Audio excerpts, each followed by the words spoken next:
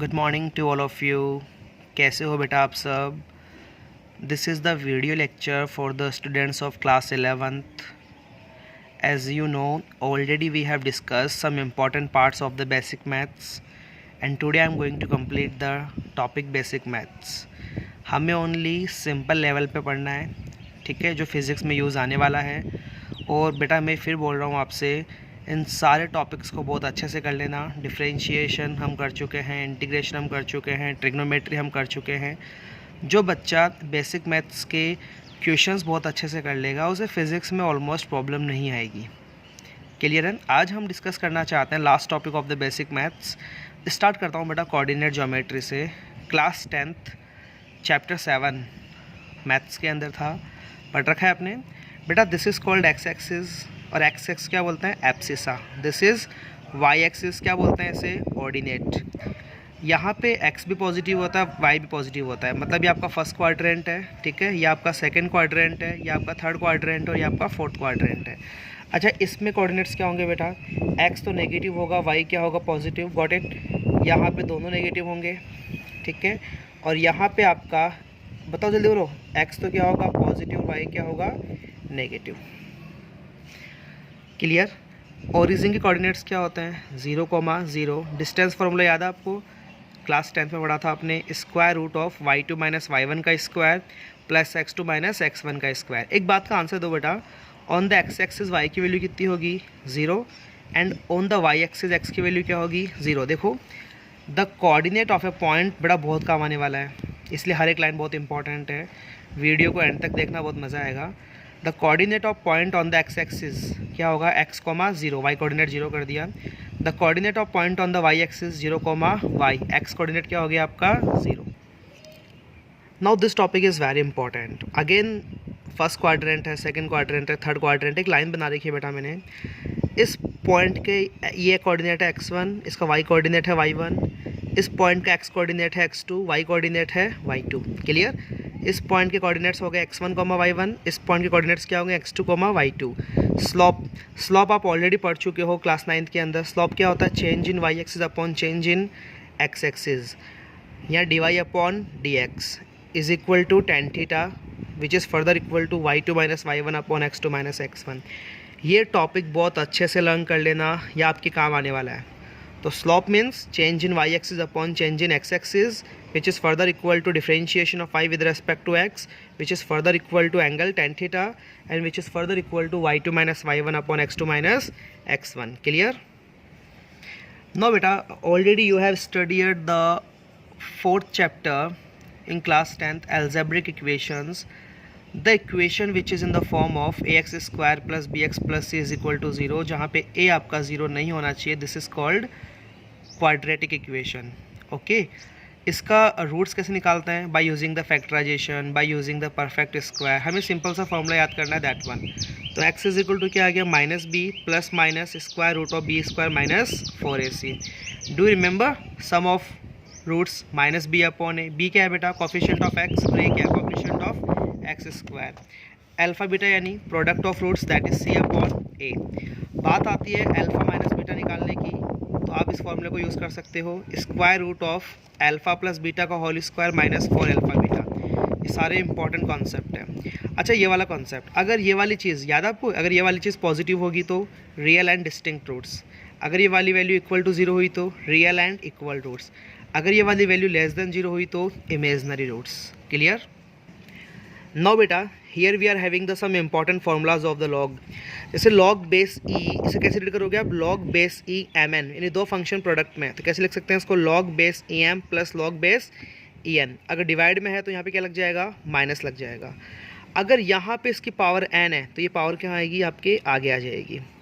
Log base e M को अगर आप लॉग बेस 10 में कन्वर्ट करना चाहते हो, किससे मल्टीप्लाई कर दोगे आप? 2.303 से।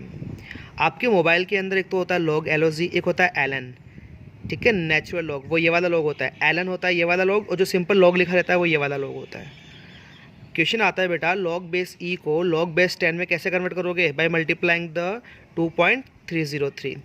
लॉग ए बी को क्या ऐड कर सकते हैं अपन? अगर मैं इसको अलग अलग लिखना चाहूँ तो देखो, यहाँ पे बी है तो log base e B upon log base e A. Log A B को मैं क्या लिख सकता हूँ? Log base e B upon log base e A. Clear?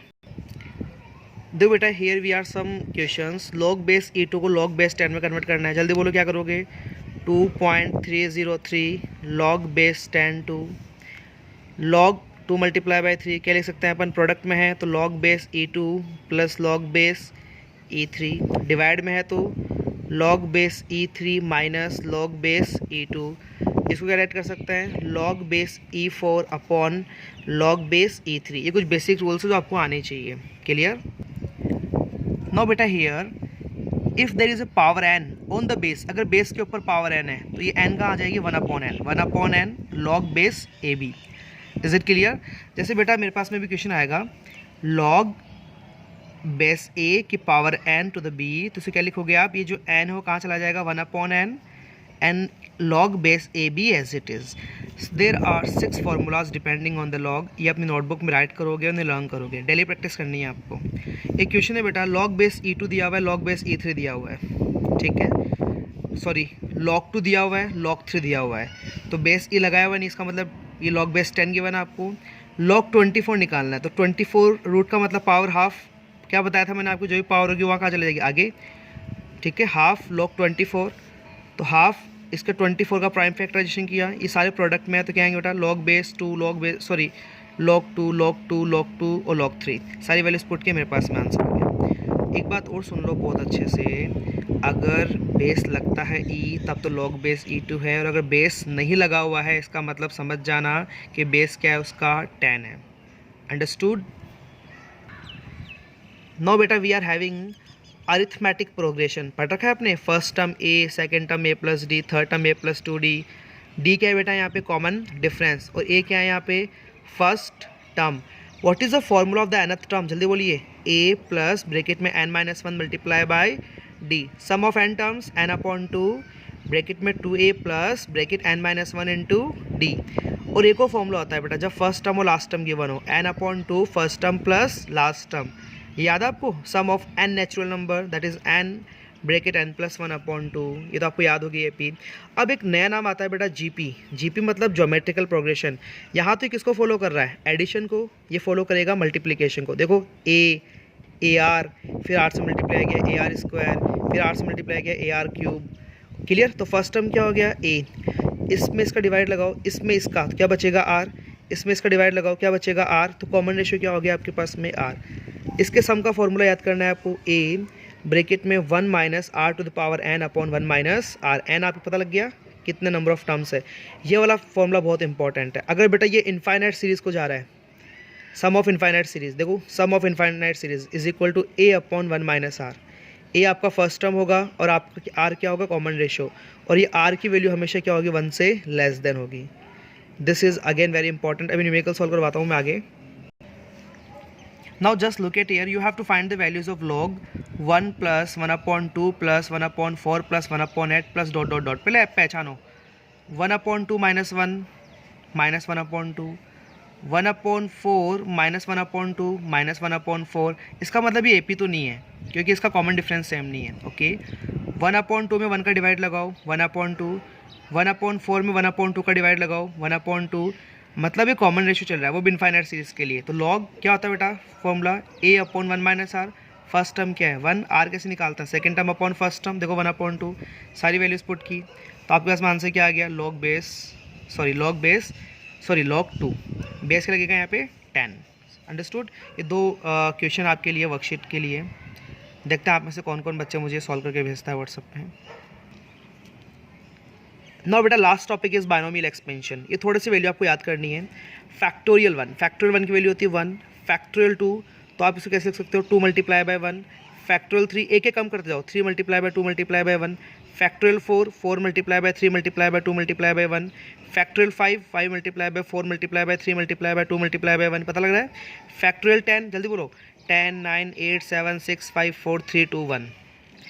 ठीक है, आपके पास में एक्सपेंशन का फॉर्मूला A प्लस बी की पावर n, तो क्या आ जाएगा? फर्स्ट टर्म की पावर n, फिर n, A to the power n-1 bn, इन दोनों का सम क्या होना चाहिए? n होना चाहिए। चेक कर लेना। फिर n n-1 upon factorial 2 A n-2 B2 plus n minus 1 n minus 2 upon factorial 3 a n minus 3 b3, दोनों का सम कितना होगा n, और लास्ट में क्या जाएगा b की पावर n। इसी फॉर्मूले का यूज़ करते हुए मैंने 1 प्लस एक्स का होल स्क्वायर का एक्सपेंड किया। देखो ये रहा, दिख रहा है आपको, ये तो आपका सिंपल फॉर्मूला है, ए प्लस बी के होल स्क्वायर से ओपन किया, ये ओपन किया है मैंने इस मेथड से, देखो वापस वही आ रहा है। Now that is a worksheet for you, आपको इसका एक्सपेंशन फाइंड आउट करना है। बेटा कोई भी प्रॉब्लम आती है ना किसी भी टॉपिक पे, आप मुझे मेरे व्हाट्सअप नंबर पे कांटेक्ट करो, क्योंकि आज मैं बेसिक मैथ्स पूरी कंप्लीट करने वाला हूँ। इसके बाद जैसे जैसे यूज़ आएगा वैसे वैसे बताते रहूँगा मैं। कल से मैं फर्स्ट चैप्टर फिजिक्स का स्टार्ट कर दूँगा, मीन्स वेडनेसडे से। If x is very large so if x is very small, अगर ये आपके पास में एक्स बहुत स्मॉल है तो 1 प्लस एक्स की पावर n का एक्सपेंशन क्या होगा, 1 प्लस एन एक्स। ये बहुत काम आने वाला है, क्वेश्चन आएगा कि 1 plus x to the power n, what is the result of this if x is very small, your answer will be 1 plus n x. Thank you so much for watching my videos. But अगर आपको videos पसंद आ रहे हैं तो like कीजिए, share कीजिए, subscribe कीजिए। आप मुझसे मेरे व्हाट्सएप नंबर के थ्रू डायरेक्टली कांटेक्ट में आ सकते हो। Is it clear?